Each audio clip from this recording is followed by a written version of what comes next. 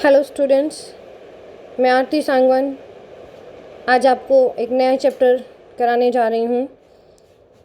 मैं चैप्टर के एमसीक्यूज़ आपको कराऊंगी। एमसीक्यूज़ मैंने आपको पहले भी बताया है। एमसीक्यूज़ का मतलब होता है multiple choice questions.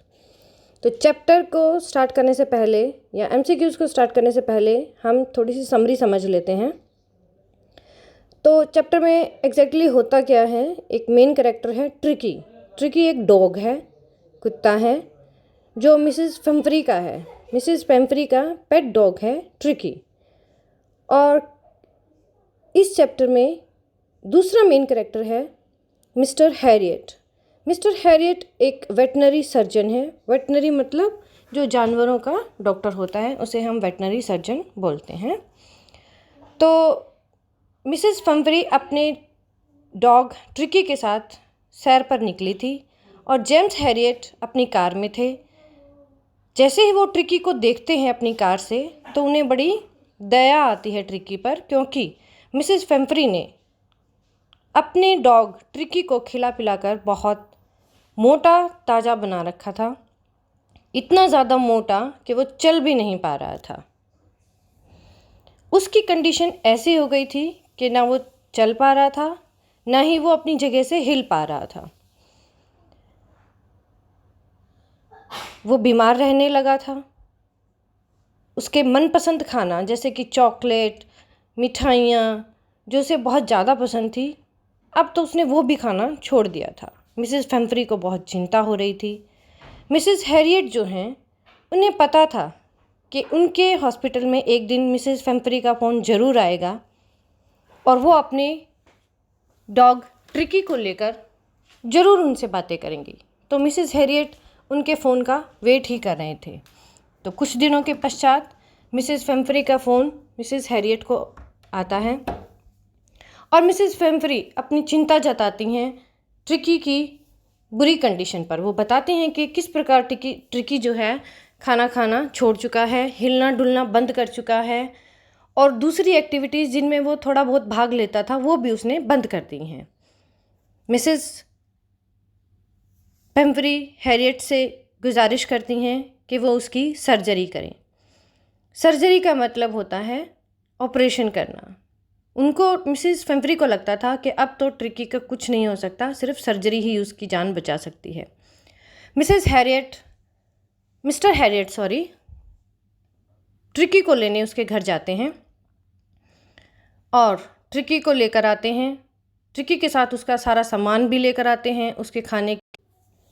Mister Harriet tricky को अपने हॉस्पिटल में लेकर आते हैं और उन्हें पता है कि ट्रिकी के साथ कैसे बिहेव करना है। वो उसे कम से कम 2 दिन तक कुछ भी खाने को नहीं देते हैं, क्योंकि ट्रिकी को बहुत ज़्यादा खिलाया गया है। इतना ज़्यादा खिला दिया गया है कि वो अब घूमने फिरने के लायक भी नहीं रह गया है। 2 दिन के बाद वो ट्रिकी को कुछ पानी देते हैं और कुछ खाने के लिए भी देते हैं। अब ट्रिकी की हालत में थोड़ा सुधार आता है और वो दूसरे जो डॉग्स थे उस हॉस्पिटल में उनके साथ खेलने कूदने शुरू कर देता है।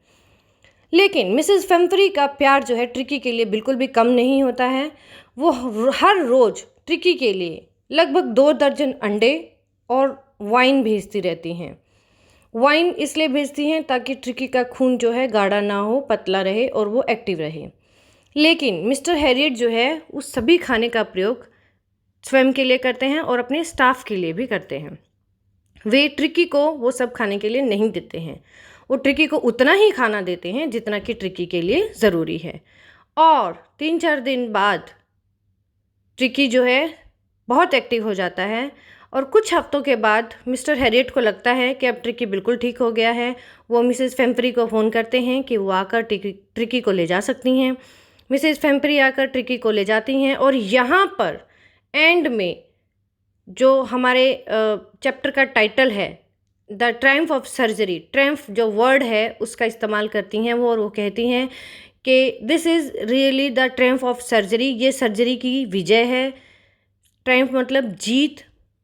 और वो कहती हैं कि आपने जो सर्जरी की है उसकी जीत हुई है और मेरा ट्रिकी ठीक हो गया है। एक्चुअल में मिस्टर हैरियट ने किसी तरह की कोई सर्जरी नहीं की थी। उन्होंने नेचुरल तरीके से, प्राकृतिक तरीके से ट्रिकी को ठीक किया था। उन्होंने ट्रिकी को सिर्फ उतना ही खाने के लिए दिया था जितना कि उसके लिए ज़रूरी था। तो ये तो है चैप्टर की समरी। बच्चों चलो अब हम MCQs कर लेते हैं, जो कि आपकी कल जो क्विज़ होगी उसमें बहुत ज़रूरी है।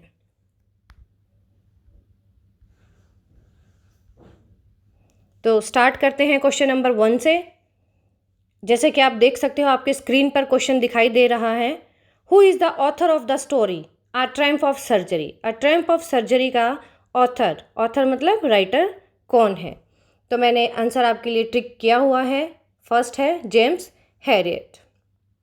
सेकंड क्वेश्चन है who does I refer to in the story. Who does किसके लिए, आई ये जो आई जो वर्ड है ये किसके लिए यूज़ हुआ है स्टोरी में? तो स्टोरी को लिखने वाला जेम्स हैरियट ही है। तो वो अपनी ही बात कर रहा है और वही ऑथर है और वही वेटनरी सर्जन भी है। वेटनरी सर्जन मतलब जानवरों का डॉक्टर। तो आपका आंसर होगा सी। आई यहाँ किसके लिए इस्तेमाल हुआ है चैप्टर में? सी के लिए, यानी वेटनरी सर्जन के लिए। थर्ड क्वेश्चन देख लेते हैं बेटा। What is the name of the veterinary surgeon. Veterinary surgeon जो था चैप्टर में उसका नाम क्या था? तो मैंने आपको समरी में बताया था, आपको ऑप्शन दिए गए हैं। उसका नाम ट्रिकी था, मिसेस पंपरी था, हॉडकिन था या मिस्टर हैरियट था। तो आपको पता है आंसर, ये है मिस्टर हैरियट।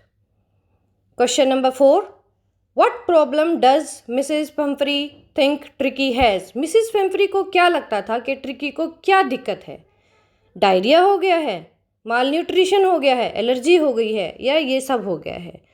तो डायरिया मतलब दस्त लगना, तो ये तो नहीं था। माल न्यूट्रिशन यानी वो कम खाता है और कमज़ोर हो गया है, या उसे किसी तरह की एलर्जी हो गई है, या ये सब थे।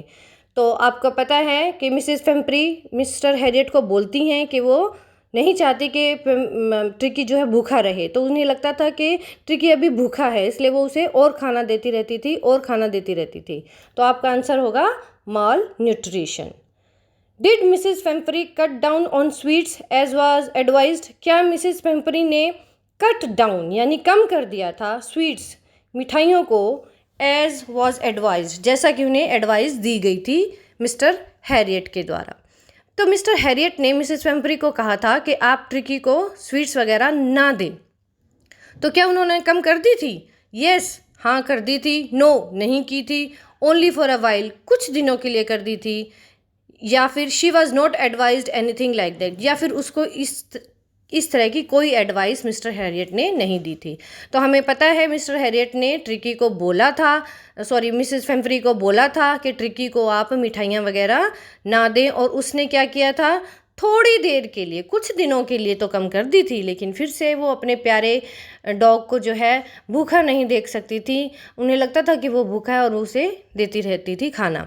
तो इसीलिए आपका आंसर होगा ओनली फॉर अ वाइल, कुछ दिनों के लिए उन्होंने या कुछ समय के लिए उन्होंने जो है ट्रिकी को मिठाई नहीं दी थी। अगला क्वेश्चन है हु इज़ हॉडकिन। हॉडकिन कौन था? A dog owner, a gardener, a veterinary surgeon, a dog. मैंने आपको समरी में हॉडकिन का जिक्र नहीं किया क्योंकि ये मेन कैरेक्टर नहीं है, लेकिन मैं आपको बता दूं कि ये चैप्टर में जो जेम्स हैरियट हैं उनके हॉस्पिटल में एक गार्डनर है, गार्डनर जो कि माली का काम करते हैं। तो हॉडकिन जो है एक गार्डनर है। नेक्स्ट क्वेश्चन देख लेते हैं। What was the dog unable to play. ऐसा कौन सा गेम था जो कि कुत्ता खेलने में समर्थ नहीं था?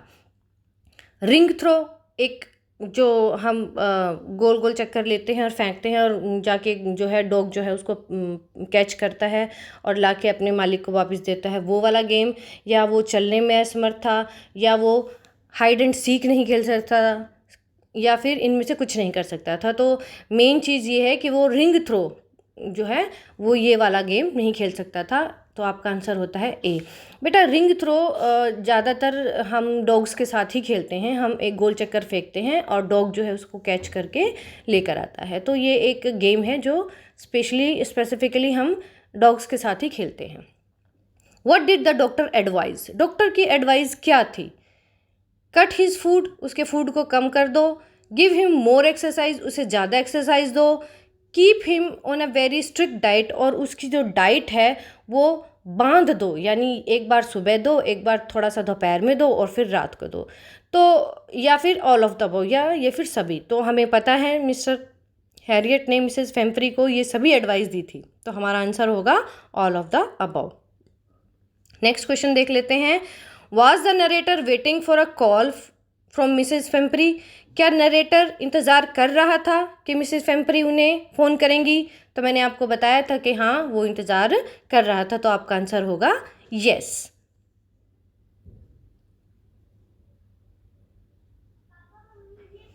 नेक्स्ट क्वेश्चन है, why did the other dogs ignore tricky? दूसरे जो कुत्ते थे हॉस्पिटल में वो ट्रिकी के पास क्यों नहीं आ रहे थे, वो इसे इग्नोर क्यों कर रहे थे? ही वॉज अनइंटरेस्टेड ऑब्जेक्ट, क्या वो इंटरेस्ट के लायक नहीं था, मतलब वो अच्छा नहीं दिखता था? ही वॉज इल, क्या इसलिए नहीं आ रहे थे क्योंकि वो बीमार था? या ही वॉज फ्यूरियस, वो बहुत गुस्से में रहता था इसलिए इसके नज़दीक नहीं आ रहे थे? या ये सभी कारण थे? तो जी ये सभी कारण थे। वो अब बिल्कुल भी अच्छा नहीं दिखता था और ना ही वो हिल पाता था, बीमार रहता था और फ्यूरियस मतलब थोड़ा गुस्से में भी रहता था, इसलिए दूसरे डॉग जो हैं उसके पास नहीं आते। तो आपका आंसर होगा डी।